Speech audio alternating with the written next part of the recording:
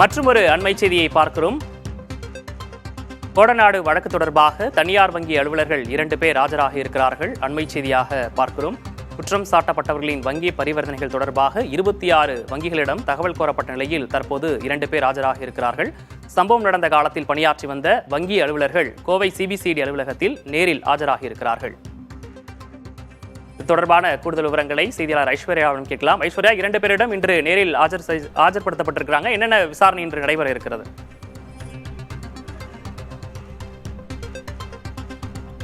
கொடநாடு கொள்ளை வழக்கு தொடர்பாக 2 ஆண்டுகளாக சிபிசிஐடி காவல்துறையினர் விசாரணை நடத்தி வருகின்றனர்.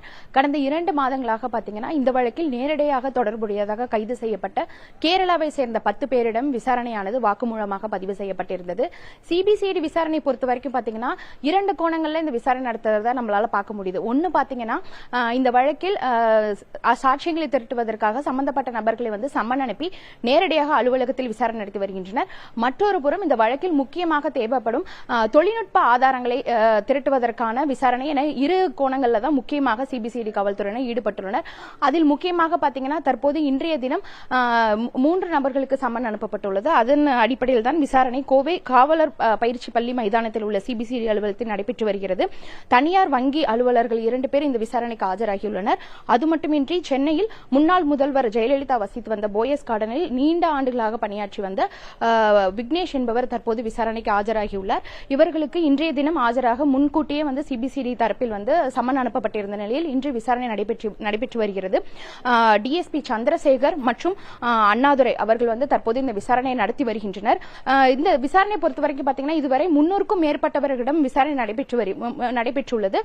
தொடர்ச்சியாக நான் முன்னாடியே சொன்னது போல ஒரு புறம் இந்த விசாரணையானது சம்மன் அனுப்பப்பட்டு நேரடியாக வாக்குமூலம் பதிவு செய்யப்பட்டு வரும் நிலையில் மற்றொரு புறம் இந்த தொழில்நுட்ப ஆதாரங்களை பெறுவதற்கும் சிபிசிஐடி காவல்துறையினர் முயன்று வருகின்றனர். அதன் ஒரு பகுதியா பாத்தீங்கன்னா கிட்டத்தட்ட ஒரு 2 மாதங்களுக்கு முன்பு சிபிஐ மூலம் இன்டர்போலுக்கு வெளிநாட்டு அழைப்புகள் தொடர்பாக கேட்டிருந்தனர். அதுபோன்று திருச்சி பிஎஸ்என்எல் தலைமை அலுவலகத்தில் பதிவாகியுள்ள சில முக்கியமான தரவுகளையும் கேட்டுள்ளனர்.